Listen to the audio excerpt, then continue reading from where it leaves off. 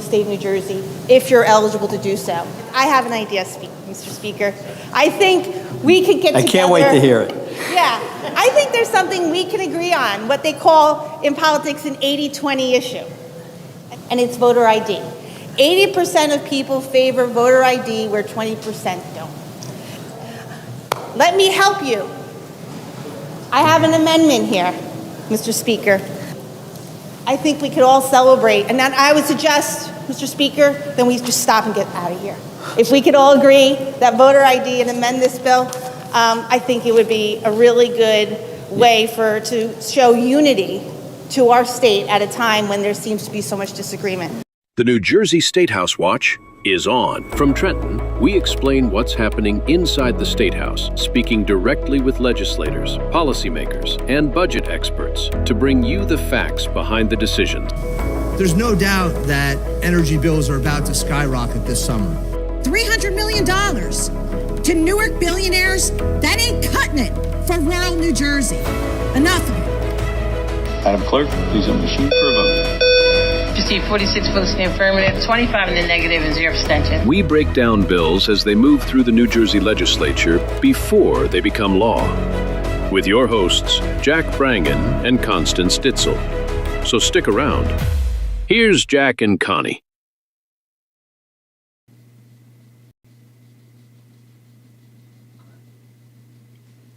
So good evening, everyone. Hi, my name is Jack Brangan, and I am here with Constance Ditzel. Good evening. Constance, how are you doing tonight? I am great. Okay. So, beautiful day, you can't complain. Yeah, so you are here at the New Jersey Statehouse Watch podcast, and we are on the second and fourth Tuesday of every month, and the purpose of our podcast is very specific. All we do is keep an eye on Trenton and all the bills going through the State House in Trenton. So tonight we have Vicky Flynn from, she's an assemblywoman from Legislative District 13, and we'll bring her on in a few minutes. But what we'd like to do first is just review what we have been doing the last couple of weeks, last couple of podcasts, and what's been going on in Trenton. In case you missed it while you were busy working, New Jersey has become a sanctuary state. And it has been a sanctuary state of sorts until since 2018. But since Mikey Sherrill became governor, the Democrats have really nailed it down very tight as far as being a sanctuary state. Because what they did was they added on a couple more bills. One was called the Data Privacy Act. Now, this is in addition to what was there already, but the Data Privacy Act, you might think the Jersey taxpayer that this bill would keep your data private, but this is not what this bill does at all. What this bill does is keep the data private of illegal aliens. So what does that mean? That means if your local police force happens to see a fugitive that ICE is looking for, and it's picked up by the automobile license plate reader, it will now be against the law for your local police force to give ICE a heads up. So that data no longer will be shared, where prior to this law, that data was shared. And that's vitally important because if you remember after 9/11, the main criticism was that the police agencies, law enforcement agencies, did not share data. So since then, there has been a concerted effort to share that data until you get to New Jersey and the sanctuary state. So Democrats have pulled that back. The second one, by the way, if the data was shared by mistake, that perpetrator can sue the state now. So they added that into the law that they can sue the state of New Jersey. So in addition to being a sanctuary state, the other thing is the Department of Health has pulled away from the CDC. For 70 years, almost 70 years, New Jersey has followed the CDC in terms of immunization. Mikey Sherrill is thinking better. She thinks she knows better than the CDC, and they have moved away from the CDC for immunization So your family, your children's immunization schedule now will be controlled by the New Jersey Department of Health, which, by the way, if you compare it to the CDC, which has 70,000 people, the Department of Health here in New Jersey has 5,000. The CDC has probably some of the smartest people in the world. I'm sure the ones in the Department of Health are very good. But the CDC has doctors that are doing groundbreaking research.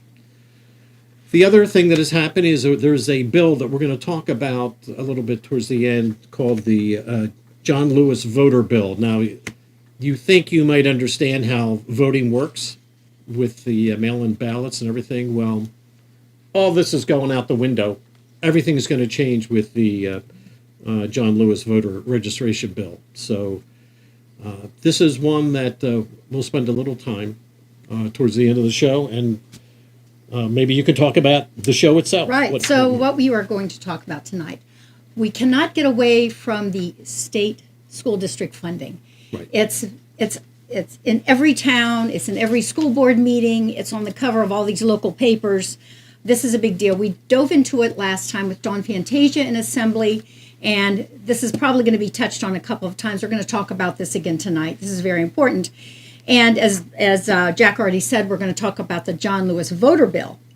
And this is kind of came as a surprise to us because this was voted on the day that the sanctuary state bills. We sat through all that on March 23rd. It was a rainy day. We were at a rally outside. We came in, we listened to the roll call, everything that went on, and I'm ready to click off and, this comes up. I was a little surprised about that. Yeah. So this is going to be talked about because we can't talk enough probably about the whole voter ID situation. So I think I'm going to introduce our guest because she knows about all of these things. Could you bring Vicky out? Bring her out of the green room.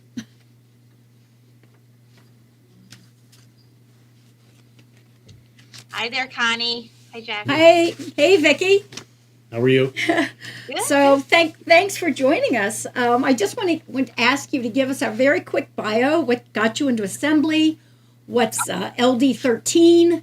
What are your towns? And what's kind of the hottest thing on the floor this week? So thank you. Welcome to Middletown, New Jersey. This is where my legislative office is. I'm honored to represent 16 beautiful towns in Monmouth County. We commonly refer to as like the Bay Shore. It's like where Sandy Hook is kind of connected to. We go down to Monmouth Beach, West Long Branch, Oceanport, Monmouth Beach. Oceanport's exciting because that's where the new Netflix studios are being built. So I have that. I also have a beautiful racetrack in our district that we love to go and support, Monmouth Park, and they had a great grand opening this weekend. So I would encourage everyone to go out there. And then like where I live, Homedale and Marlborough out there in Aberdeen, it's kind of this mixture, but I live on the side of Homedale that has a lot of farmland still that I know my local officials are desperately trying to protect from overdevelopment. Like Middletown too. I mean, huge town of Middletown, and that mayor and council have been working tirelessly to prevent it from overdevelopment. And all the way to like Rumson, Little Silver, that area. It's a beautiful, beautiful district. Monmouth County is beautiful, and it's also very Republican. So I think that's why we're able to keep it as beautiful as it is. No doubt. Where we are, Camden County is very blue in our neck of the woods. But so the hot topic, go ahead. The hot topic. Yesterday I actually went down. I did not have a committee meeting in Trenton, but I did go down and visit because a few of my constituents were down there. There was a hearing. The Senate Labor Committee had a hearing on this new independent contractor rule. The Department of Labor has introduced, they introduced and now have adopted a new rule. It's a carryover from the Murphy administration, which does put in place a pretty strict rule as to whether or not you're operating as an independent contractor rule. And the goal of that rule by most critics is that it will wrongfully convert people who have been operating. And we have I think the number is 1.5 million people in New Jersey operate as an independent contractor. And the fear is that they are going to have these people be subject to audits lengthy audits and maybe be deemed employees of these companies for which they work in an independent contractor role. So that is a big topic. I went down there to support my constituents. I also went there to speak to the union folks who are in favor of this rule, because look, if there's bad things happening in that field that requires some attention, then the Department of Labor should do something about that. But instead, they're looking to, and they have put in place a rule that's overreaching. And I think it's going to capture way too many people that do depend and hurt companies by having all these people be wrongfully deemed employees. And so we're trying to fight back against that. And my running mates, Jerry Schaffenberger and Declan Scanlon, we have what we call concurrent resolutions in place that would invalidate that rule. It's commonly referred to as a legislative veto. It's not effectively that, but the legislature has this power to invalidate a rule adopted by the executive branch, which happened here in the Department of Labor, by saying it's contrary to the statutory intent, that we, the legislature, have not given that administrative agency the power to do what it did. And we have a bill in place that can effectively invalidate it. And both the Senate and the Assembly adopt it, then the rule is invalidated. Right. Wow. So if they're employees, then they will have the Social Security, Medicare, everything taken out of their paycheck. Yeah, or is that an underlying desire, as a way to get more money into these programs that are suffering? Yep. Yeah, I mean, I think that's one of the goals. Yeah. But the problem is, I think the backlash will be, like, for instance, I have a client who works as with Pfizer in a consulting capacity as an independent contractor. He's a professional, a doctor. And in this, I believe even in that situation, they would apply it to that person, and that person would then be deemed an employee of Pfizer. Now, Pfizer would have to pay all these taxes, and Pfizer might say, you know what, I'm not going to even deal with that. I'm not going to have that person in consulting capacity. I'm just going to take that work that I was having done here in an independent contractor capacity and give it to this other employee and overburden that employee. So again, the other thing that we're coming out in the budget here, we have one of the highest unemployment rates in the country right now. And I don't think we're pushing the economy along by putting in place a rule like this that is really anti-business. It's going to strangle. Yeah, many times these consultants come on board because they have a particular skill that is not found in the company anywhere. Right. So if they'll come in from, for 2 to 3 months or 4 months, the company doesn't want to hire them, and they don't want to be hired. Right. They are happy when they choose a line of work like that. They have a tremendous amount of freedom because they'll work 3 or 4 months. Usually they get paid more than regular employees. That's another minus. If he's forced to become, an employee, his salary is going to go down. Yeah. So there was almost 10,000 comments submitted in this administrative rulemaking process, and 99% of them were against it. The Department of Labor has pushed that aside as saying, well, they were all repetitive, so maybe it's not that much. It doesn't. Look, I haven't met one of the many different business makers, innovative people in this state that I represent that haven't told me that this is a job killer. This is not good for the economy. Look, if there's an issue we need to address in a specific sphere of industry, let's address that. And the legislature's happy to do it. Let's not one of the things is Uber, for instance. Uber, the ride sharing apps and all that. And the Department of Labor has been, engaged in enforcement against them from basically saying that all of these drivers that they have they're really employees. They're not independent contractors. And Uber and Lyft and all of them are pushing back on those enforcement actions. There's been some significant settlements reached between Uber and the Department of Labor on this. But if that's something you want to address, then let's address that legislatively. Let's not make sure like the working mom who wants to have a flexible schedule, or even me, like I'm a lawyer who has a husband who works at a company that has health insurance and everything else. I don't need to be an employee then of some other law firm at this point in time, because right now I'm a legislator, so I need flexibility with my schedule right now. No law firm. There's not many law firms that want to deal with the schedule of a legislator who is busy. So, being an independent contractor, we have contracts, but we act in that capacity, in a similar capacity, by doing different, work for different clients. That doesn't mean I'm an employee of all of my clients that I happen to provide legal services for. And that's the fear right now. And Well, we know what's going to happen. I mean, California did this, and there were tremendous layoffs. yep. So, Yeah. so there should not be any surprise about what's going And to I happen. think there was about 100 statutes passed to provide exemptions to various spheres of the industries. And I'm sure a lot of lobbying that went around with that, a lot of campaign financing and fundraising to support those statutory exemptions. But that's what happened. Yeah. We don't have time here in New Jersey to be doing that. We got to focus on getting this economy working, focusing, as you said, Connie, about the state funding formula. I would love for someone to sit down and want to talk about that. Talk about the state health benefits plan that both our local and state and county workers throughout the state get, and it's a tremendously in financial straits. That's what we should focus on. We should focus on the fact that there's these whole, our municipalities are stretched way too thin. We have a lot of things that we already need to focus on. Let's try to make sure, and I said this, I subbed it on the labor committee last week. I said, I think we should have every purpose section of any statute that we adopt right now should identify whether or not it's going to make New Jersey more affordable. They say there's a lot of this talk about, we're going to do A, B, and C to make New Jersey more affordable. Well, I haven't seen it yet. We're not making New Jersey more affordable. And every time we go down there in Trenton, we kind of make it less affordable. Not we, my Republican friends, but like my friends on the other side of the aisle. They go through a lot of effort to pass laws that just make New Jersey less affordable. And that's why we have to really just, I believe, become way more focused on our job down there to make New Jersey more affordable.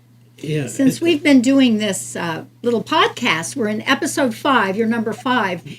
And I went and I was going to detail it at the end if we have time. But we came up with $522 million that we've uncovered just that Mikey has assigned since January in the topics we've addressed. Yeah. And we'll point out what those are. But $522 million has been added since January. So anyway, let's talking about money. This is a good segue into the school budgets. Yeah, let's talk about the school funding formula, which is pretty old, isn't it? Didn't the formula go back? I don't know. Does it go back 20 years or something? I think it's pretty old. It was during Governor Christie's term. A deal was reached with the legislature at that point to kind of deal with the issue with funding formula. They needed to address it. And the issue was there was many schools who were there was a lot of haves and have-nots, and the have-nots were not getting any school funding for several years. And it seemed to not be not fair. So this formula was developed, which no one can recite with any type of knowledge. Me sitting on a school board for 8 years, so anyway, long time. I can't tell you what it has something to do with enrollment. It has something to do with your, your socioeconomic picture. It has something to do about a lot of things, but it makes no sense. It seems like every year you don't get it. So in the town that I lived in, Homedale they would have said under S2 would have been a winner because we were not getting state funding for so long. So we would start getting it towards the end of that funding formula going out, like phasing out. And the people who were getting way too much for a long time would start phasing down and would give them this ability to do that. Well, in the middle of all that, we had COVID, and that was a killer for school districts all throughout the state. And so people were using their COVID funding to fund things our school got COVID funding. We knew it was very limited to something that was like a one-time, one-off, right? You don't want to, you get $150,000 to fund something. Well, you're going to have to you get it once. Next year, you're going to have to go to the taxpayers to get that $150,000. Yeah, everybody knew ahead of time this was one time. Yeah, the people who were starting to lose money in that funding formula, apparently rightfully so, started using that COVID money to fund that. And then now we have school districts throughout the state, and so many in my district and elsewhere, who never really got the benefit of that S2 formula. Were never receiving the funding that they were supposed to do, or they were in this boat of using all of this money that they got for COVID, and now they're like, oh wait, we're not getting it anymore. Who am I going to go to? The property taxpayer. And I believe it was totally drawn up to hurt towns like towns I represent, towns that have Republican representation. They don't get their fair share. Like the year that Middletown, a huge school, again, one of my biggest towns, they have 2 high schools in this town. Now, the year that they were about to receive, more in state funding, like they went from one year, they got a lot of funding, the next year we're going to get that plus a lot more. The Department of Education came in and said, oh, wait, we're going to cap the amount that you're supposed to get. So they got less. That's not fair. There was a lot of things and games that went on with that. One of the first things I argue, first things I stood up on the floor to argue about was there was a bill to give $45 million to a pilot program for electric school buses. I stood up on the floor with an amendment to say, guys and gals, we should not be talking about this. Why isn't this money going to something like high impact tutoring? Why isn't it, we're in the throes of the end of COVID. We know there's a learning loss. And people used to be like, shh, don't say learning loss. Yeah, I said there is learning loss. You could see it. Yeah. Why aren't we doing something like that? And instead, $45 million went to an electric school bus at the end of COVID rather than to these purposes. And that's because they're so unfocused. And everyone wants to kick the can down the road and not solve this problem. And we're about, 4 or 6 weeks out of adopting a budget with yet again not fixing this funding formula and having states and schools all throughout the district cutting programs, cutting budgets, raising property taxes to cover it. It's a disaster. Yeah, let me ask you about some of these school districts because, after all this, the reality on the ground, there are districts that are selling properties and raising taxes in Cherry Hill. We're $16 million short or something like that, so there's going to be a 7%. So in Toms River, they sold their administrative headquarters for $15 million, to try to make... This is because whatever's going on with this formula did not do it for Toms River. Lakewood Public Schools are trying to sell an elementary school. Jackson Township, they already sold their middle school property for $40 million. Asbury Park, they're discussing selling 2 buildings. Jersey City is looking at a 17% tax increase. Edison Township is 12%. Hoboken, there's a 27% approved that would increase. That's huge. This is huge. Montclair Schools, 23 to 25% effective school tax increase. Toms River, 22% over 2 years. What are these districts going to do? I mean, first of all, they're selling these properties, which gets them through this year, but it doesn't take care of subsequent years. And increases like this, even 22% is a lot of money for anyone.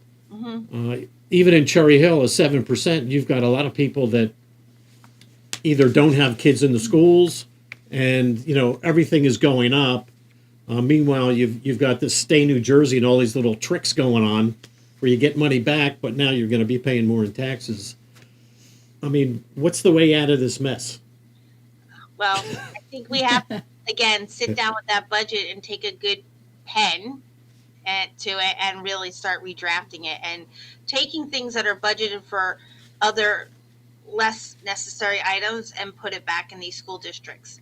We have it, like you just said, have like if there's a sale of $1 million to infuse cash, they sell property, they get $1 million out of it. Where are they getting it next year? They still have to fund it next year. That's $1 million in that budget. And I don't know. One of the things I did a TikTok a little while ago about maybe we should bring these school budget decisions back to the voters. We used to vote on this budget in April. Right. And they moved it to they said, as long as you move your election to November, that's fine, but you have to stay within a 2% cap. Well, that promise has been blown through broken. And our taxpayers just aren't really given the full scoop. They're told that the federal funding is pulled, when in fact it was temporary COVID funding that was never meant to go on and on. So of course this is done to paint a bad stroke.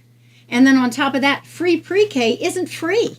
Free pre-K is coming out of the pocket, and that's going to double down in a couple years when that funding runs out. And they apparently use some of the COVID funding for that. Yeah. So free pre-K. In fact, that's one of the things that was added in 118 million for the free pre-K. Maybe Mr. Producer can put up that Cherry Hill newspaper clip. If you have that available. So this is our local town of Cherry Hill. In fact, Jack is from Cherry Hill. I am. Jack is a proud resident of Cherry Hill. Right. And, I'm walking down the street visiting my daughter, and, these papers, these local papers they throw on I pick it up, and front page, April 1st, 7.3% tax increase, 14 million down because of lack of funding, 72 teacher cuts, 72 positions killed, and then another 8 million that has to come from somewhere else. So the 72 teacher cuts, I guess, was 6 million. Right. So big numbers. So what's maddening about this, if you remember in the lame duck last session, they allocated $200 million to upgrade the stadium in North Jersey. Mm-hmm. That was $200 million in tax credits. There was another $26 million that went to the World Cup for advertising and that sort of thing. This is, the priorities. I don't think they're serious about this. I don't think so either. I really don't. Look, as a school board, one of the things I ran on is that you could see the priorities of that school board by looking at their budget. And that's how we operated in Homedale. We were very strict about our spending. I would talking about pre-K, I did bring up the pre-K issue to the legislators pushing that through desperately. Number one, you are putting people out of business, young, usually women-owned businesses, minority-owned businesses who operate pre-K programs by doing this. That was number one. Number two, in a district like mine, our pre-K program, we ran it as an enterprise fund. So we would have people pay to go to pre-K in the Homedale School District. That's how we dealt with the fact that we got little to little state funding. And so we can keep running. And these are the ideas that you need to have. And obviously the people at the state level don't understand those are decisions being made at the local level. And that's a big problem. And voters need to be thinking about that. When you elect people, you should be electing people that have the experience to know what to do and how to ask these questions and how to articulate it. And if you've already worked at the local level, you see it. You see what all these mandates coming from DCA really mean and what they cost. So that when we're standing up on the floor in the legislature or we're at a committee meeting and a bill comes through that has another mandate, we could start pushing back against that because we know the impact.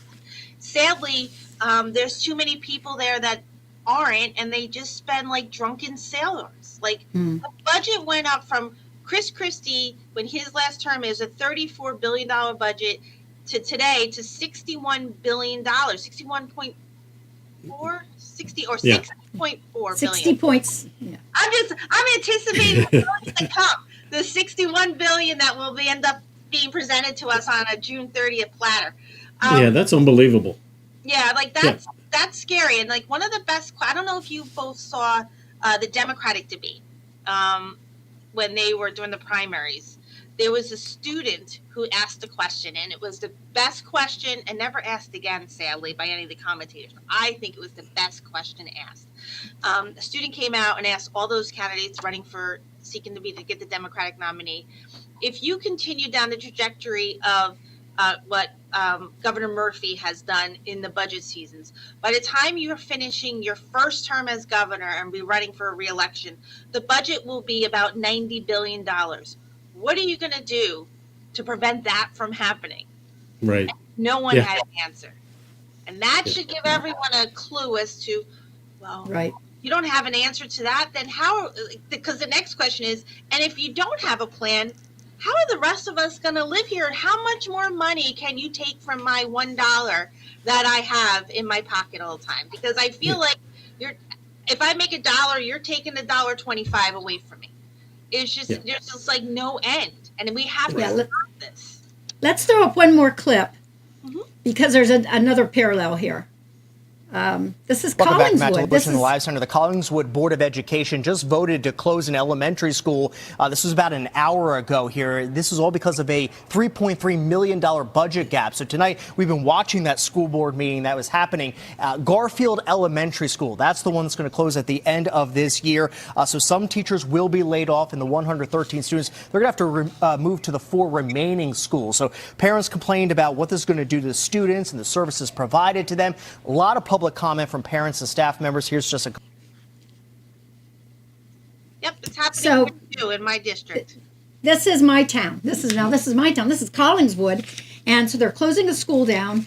And unlike your area, which is largely Republican, my town is completely not. So on one hand, you've got them very upset and in tears over this. On the other hand, they're all for no ICE, all for sanctuary state, all for no kings.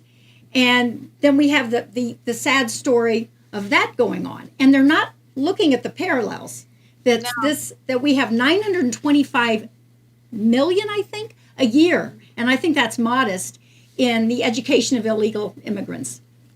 Yeah. That is reaching into the pocket of these school boards. And yet they're pushing for no kings, no ICE, protect. And what they need to be realizing is, would they speak the same tune if they realized that it's coming from one pocket into the other? It's not coming from Murphy's pocket or Cheryl's. It's coming from yours and mine. And they're not putting that. We're going to connect the dots again at the end of the segment. We'll move on, but that's the first dot.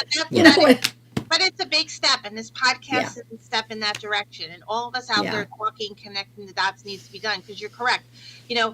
And when Jerry and I meet with people in our district who are really, and rightfully, as upset as those parents in Collingsworth, they're upset here in Middletown. They were about to do a school closing. It turned out they got one vote less. It's not closing, but there's still a budget gap. Union Beach, the town is buying property at market value to do that. Homedale, my district, in 4 years, they have a budget gap. They're getting $1 million from the town. They're buying property. Like, it's insane. But and yet, we always say, who did you elect to do this? And they added $375 million to the already approved budget for the schools in January. $375 million more. That's going cha-ching. So while you have this this misery, I'm sorry. Go ahead. Yeah, while you have this misery going on in some of these school districts, at the other end of the spectrum, you have certain school districts like Newark that's flush in cash, and there we understand anyhow that there are trips to Las Vegas, trips to Honolulu, $2 million for food for staff over the year. Mm-hmm. Now, $2 million, that's money that could save, teaching positions in any number of these school districts here. Yeah, I mean, that's a reality. They were screaming about the last 3 years. We were screaming about a teacher shortage, and a lot of time and money and effort was putting in to help support that. And now we're cutting teaching staff because we can't afford it anymore. Yeah, what's that about? Right. So when we were prepping for this, we talked to you. You said it really well. We were all part of this governor race. Remember, wasn't that long ago, and it was a very big deal that the Republicans made about the state being affordable. And like you said, the Democrats turned around and hijacked the term affordability, but it doesn't mean anything. It's just a word, and it's not being enacted. So they hijacked the word that everybody is concerned about, but we're not seeing that play out. Yeah, there's a certain part of me that wants to, present a solution here to the audience, how to fix this funding issue. I think there's an attitude problem in Trenton with the Democrats. I don't think they really care. They're not serious about this. Well, the only solution that you alluded to is who you elect. People, the independent voters and Democrat voters, they need to see the light here. You cannot be sending these people back to Trenton. You have to send Republicans in to right this ship before it's too late. Because it's going to get to a point, a couple more cycles, and we're going to be buried in some, just buried with bad legislation. So tell us about the John DeMaio bill. Isn't there a bill that... Yes. So John DeMaio, our leader, has a bill that we've all signed on to as Republican Assembly members that will not only try to equalize the funding formula. It will also provide property tax relief. And so that's what we've been proposing. Now, if the State House and the Democrats in the State House were worried about good government, they would present that bill up for discussion, or take the bill and slap their names on it and push it forward. But they're not. And that's what the voters need to understand. They're not even willing to discuss how do we make New Jersey more affordable by starting first with education funding. How are we going to make sure that these kids are getting an education, the teachers aren't losing jobs, they're getting, healthcare is not out of control, you're not having to move out of your town because your property taxes have gone through the roof. What are we doing about that? That should be a priority, and it isn't, because no one would even give the John DeMaio bill a moment in the education committee. Vote no to it. But my God, put it up. We've watched your sessions. As soon as you make an amendment to any bill, it's tabled, and then they vote on their bill. So the John DeMaio. This bill, it was introduced last session, right? Yes. Now, I don't want to sound like Jack. I don't mean to interrupt, but we do a lot of complaining and present arguments in the assembly, but we don't want to be presented as people who don't have ideas. We do. We want to solve these ideas. And about 10 years ago, that used to happen up till maybe 5 or 10 years ago. That's how things got done in Trenton. No matter who was whoever was in the governor's office or whoever was in the legislature, the parties used to work together. Now, and look, in this state, they all say it's Trump and we're the extreme party, and we're not in control in the State House. So you can't say that about me. It's the Democratic Party that is being ruled by its most extreme.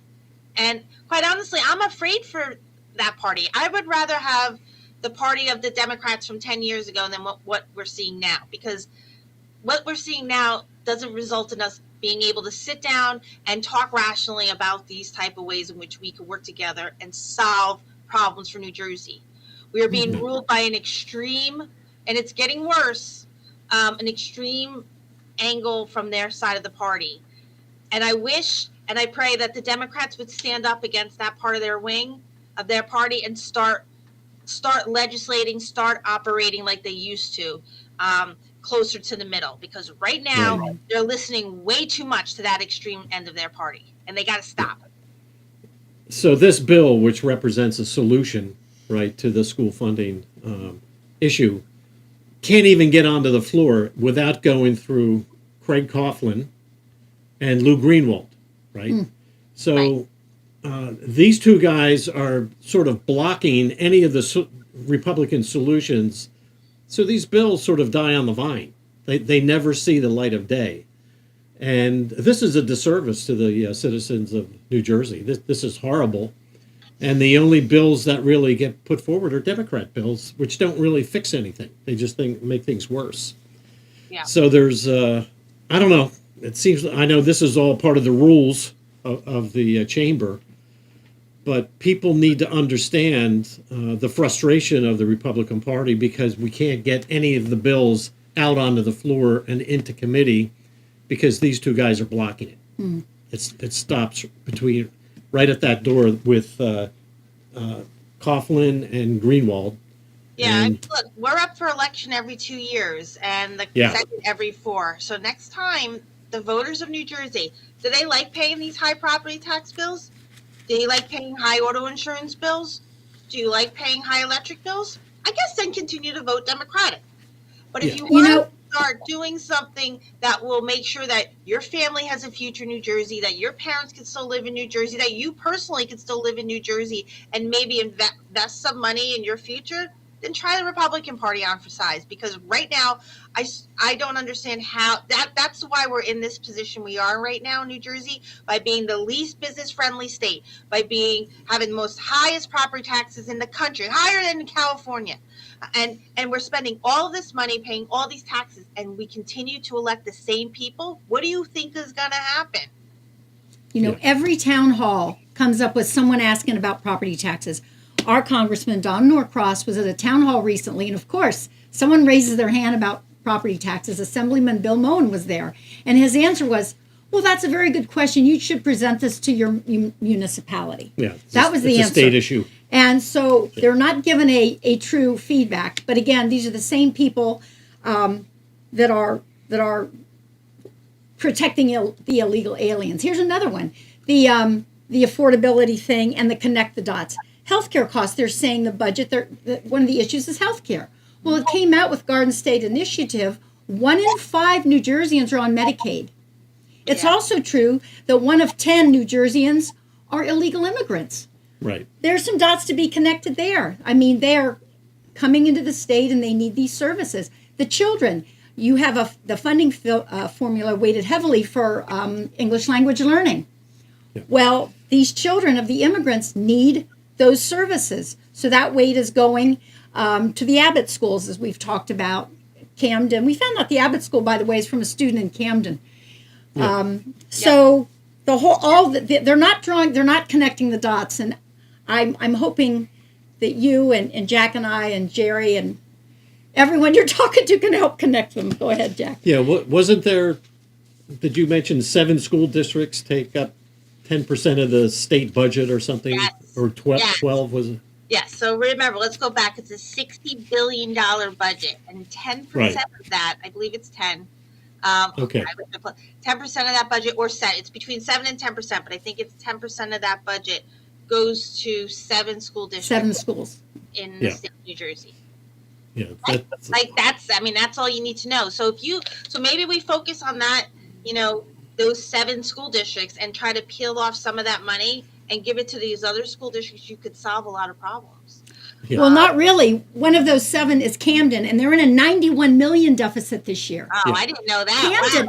Camden, get a load of this. Camden is run by the state. They want local control of their school board. Since 2013, the state of New Jersey is their superintendent, and they are $91 million deficit, and they're one of the Abbott schools. And good question. Yeah, I mean, how does the state run it? And it's 90. What happens when we put the state in charge of something? Do they ever come out on the other side of we're saving money? Yeah. There's some relief. No, it never gets better. No, it doesn't. And it's sad because you know what? We just spent 25 minutes talking about money, which of course as a good Republican is very important to me, and how we could solve these problems. But you know what we're not talking about? How are we improving the quality of the education for these students who need it most? What are we doing to make education more meaningful for these students? What's one of the reasons I ran? It was so exciting when I first ran for the Board of Ed, when my daughter, who's now a junior in high school, she was just a baby. She was just born. I used to live in Nutley, and they wanted me to run that year that I was pregnant with my daughter. And these were during the April elections, and she was born in April. So I was like, no, I'm not doing that. I ran the following year. As a board member, it was a really exciting time because everyone was talking about innovation in education. How are we going to enhance the education?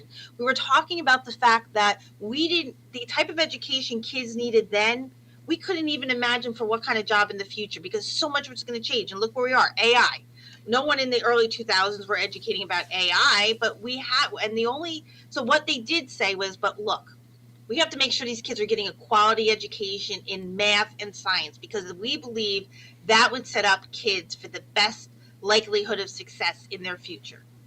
And Vicky, math and science needed to be a priority. And there was huge priority, money, funding, programming, to try to push that in to make it accessible to everyone. No one is talking about that anymore.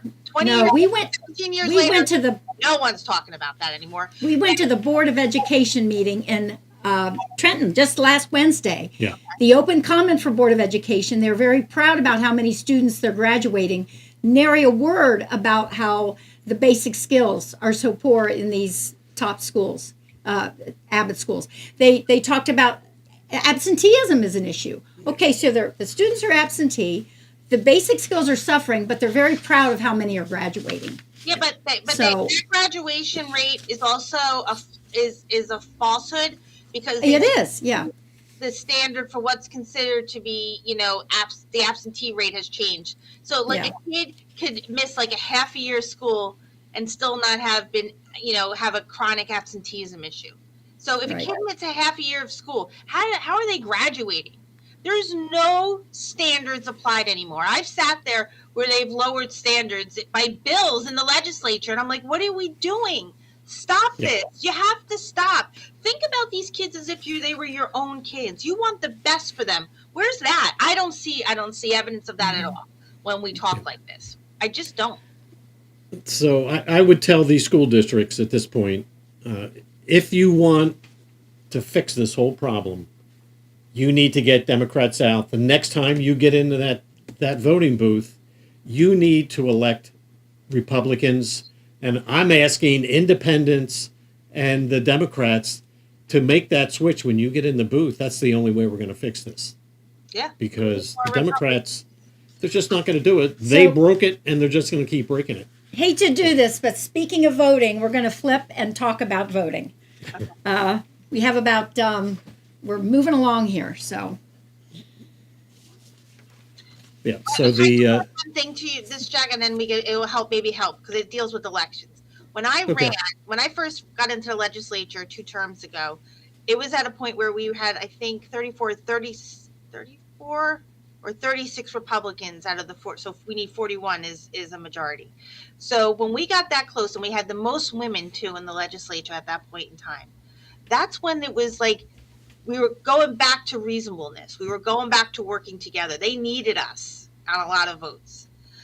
Now that we're down in the low 20s, they don't need us, and they're acting like it. So that's why it is really important. That's what happened in 2 voting cycles. We went from having this almost a majority to now, Watergate numbers. So that's why it's important that voting needs to be safe, secure. People need to trust it. And so I'm sure that hopefully that transitions nicely to what you're about to talk about. But I don't know, maybe not. This is the John Lewis voter registration bill. Is that the name of it? Yeah, John D. Lewis. It's a bill that was drafted to again create division. Yeah. I believe there was a lot of talk about how there's voter intimidation, and we needed this bill, which is creating an entity within the Department of Treasury to look at voting patterns, to look at what's going on, and issue reports that would make sure that we didn't have voter intimidation going on in the state of New Jersey. So this is sort of a false. I mean, the last gubernatorial election had more voters than in the history of the all elections back to the 60s. Mm-hmm. Far more. In fact, there were so many more. It's sort of suspect where all these people came from.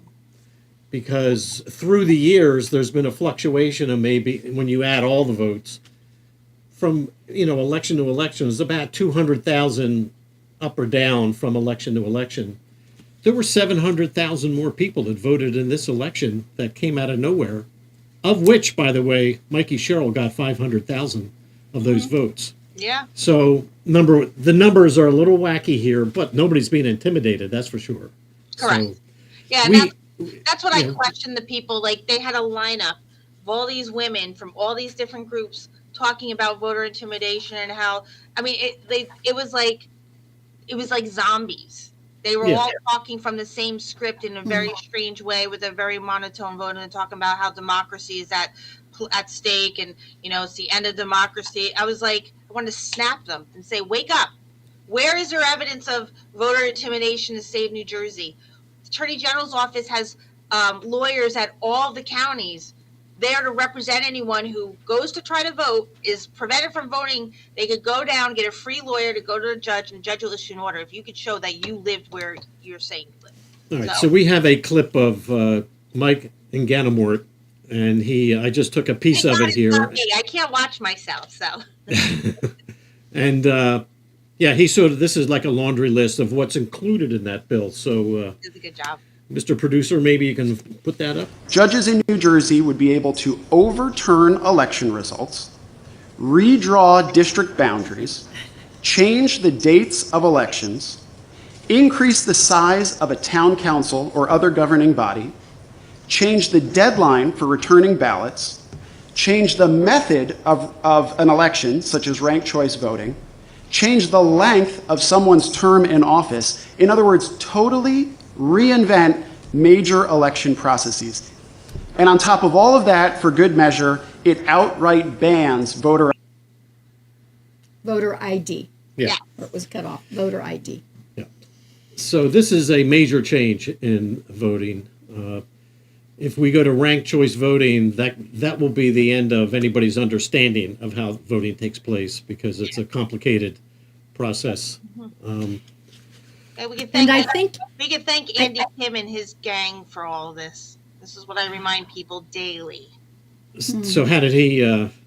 Did he introduce it on the federal level? Is that? No, it's just in terms of like getting rid of the party line. It's that whole group of people who want to say we're not going to be ruled by the party bosses. They're destroying the Democratic and Republican Party so that they can get control of these seats. So that's what this is about. Okay.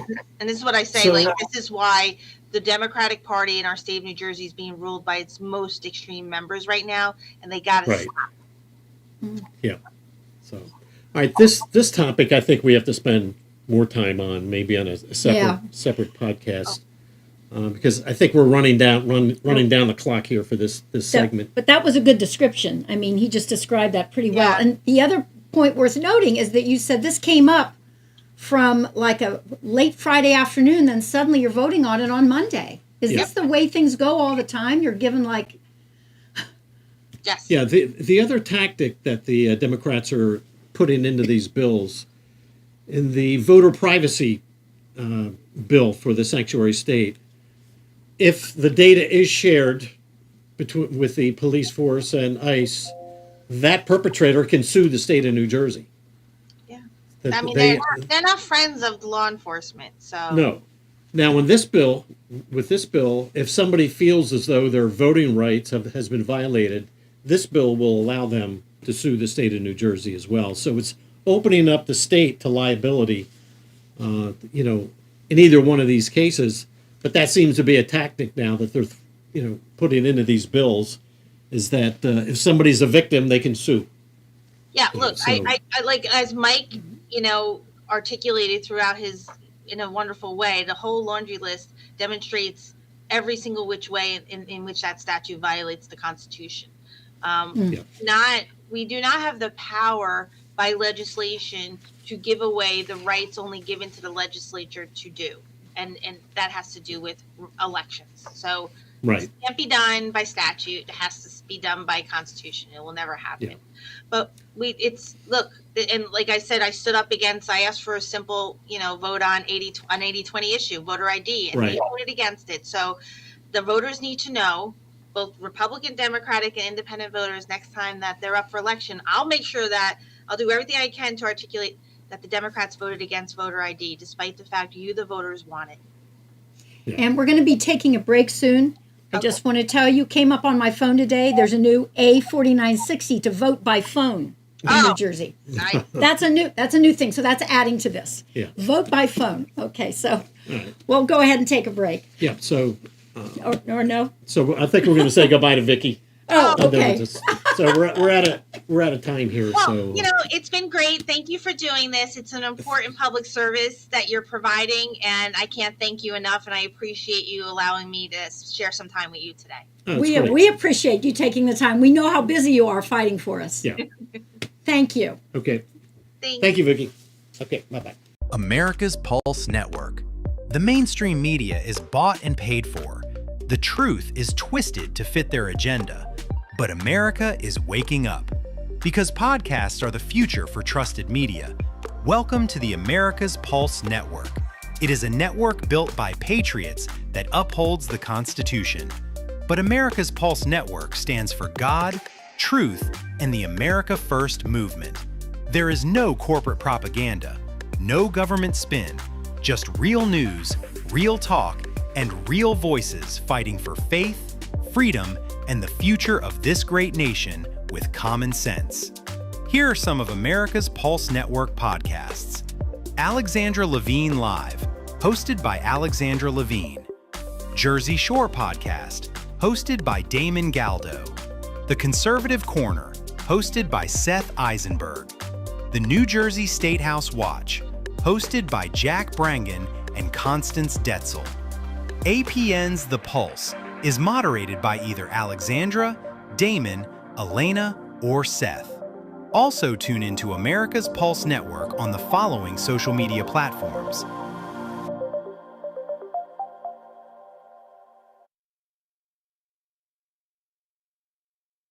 join the revolution, because the pulse of America beats for God and country. America's Pulse Network is for faith, family, freedom, and truth. Okay, so we are back. We have a few minutes here. I think we didn't get nearly enough time to talk about the John Lewis bill. We really need to dig into that because we started the show with some of the changes that have taken place since Mikey Sherrill came into office. And, you go down this list, and now the whole voting process is going to change. And the power is going to shift from the local county Board of Elections to a brand new department that's going to be in the Department of Treasury that's going to be created, yet another department which this government can ill afford. This is just startup is going to be almost $3 million, to get that department started. This is not a department that's going to stay small. No, so year no. after year, this is going to be another drain on this budget. And I really think we're at a part. Keep in mind, there's based on the report from Paul Kinitra, there's 1 million people that have come into the state of New Jersey that are illegal aliens. They don't arrive here with their Blue Cross and Blue Shield card, Right, or their right. Aetna Medical or Delta Dental. They arrive with nothing. Yeah. So I think we're starting to feel the strain of these 1 million people that were unaccounted for. And Paul is updating that report. We're going to get an update in another month. Yeah, this is. But we're building more infrastructure, like he said. So you got that John Lewis bill. So that adds what? $2.5 million. Right. Then in the K through 12 that Mikey added this year, $375 million for K through 12, plus another $118 million for pre-K. We talked in another show about the Department of Health expanding vaccine access in their database. $4 million there to build a brand, to perpetrate that infrastructure. And then you have this $22.5 million for Reproductive Health Access Fund, which Murphy started in December. $22.5 million for 26. Mikey is continuing that for 2027, another $22.5 million. Yeah. It's just that the money keeps layering on, and that's a real good segue. There's a big bill this week. We got to let folks know. This new bill, 2260, S2260, A2218, it's in committee voting this week. It would create criminal and legal protection for abortion providers, even when those minors might be brought across state lines without parental consent, and doctors who offer services related to gender dysphoria. Our concern is we went to this New Jersey Coalition for Human Trafficking, and we found that human trafficking is very big at large sporting events. We have a big sporting event coming up with the World Cup. Right. So now we have this new law for the sanctuary state. We have this new law here that's going to make it very difficult to prosecute people who are doing this, coming across our border. We are going to be on the map for human trafficking. I'm sorry. It's a very sad statement. I want to urge you to vote against it. I'm going to tell you just where to go. NewJerseyFamilyPolicy.org, NJFPC.org. Learn all about it. Get on there and urge your senator and your assemblyman to vote no. Okay. NJFPC.org, family policy. So we're getting the signal from Mr. Producer here. We have upcoming guests. We just had Vicky here, so on May 26th, we're going to have Brian Bergen. Brian is from LD 26. I'm not exactly sure where that is, but I'm sure it's close by. Mm-hmm. He is another advocate for the Republicans. Chris Russell, apparently he was, a lot of people know him. I've never met him, but he was a consultant to Jack Ciattarelli, and so I want to know what happened. And also, in general, just how these campaigns work. Yeah. We want to talk about that one specifically, but in general, a lot of people would love to hear how this behind the scenes Right. works. And then on June 23rd, Audrey Lane, that'll be a discussion about, everything that we talked about tonight with Vicky boils down to the budget and money. And Audrey Lane can help us understand whether we're in good shape or really bad shape from a budgetary standpoint. Right. So I think that wraps it up for this podcast. I think it does. We could have gone into so many more things on that voter bill and the budget. Look at your local papers. A lot of it's in there about the budget. Keep an eye on them. Those little local papers are sharing an awful lot of information. Yeah. So thank you all very much for tuning in. And on May 26th, Brian Brangan, and we'll see everybody then. Good night. Thanks. Thanks for joining us on the New Jersey Statehouse Watch. Join Jack Brangan and Constance Ditzel every second and fourth Tuesday of the month at 7:30 p.m. Watch the show live at njstatehousewatch.com or listen anytime. Download the podcast on Apple, Spotify, Amazon Music, or wherever you get your podcasts. We'll see you next time on the New Jersey Statehouse Watch.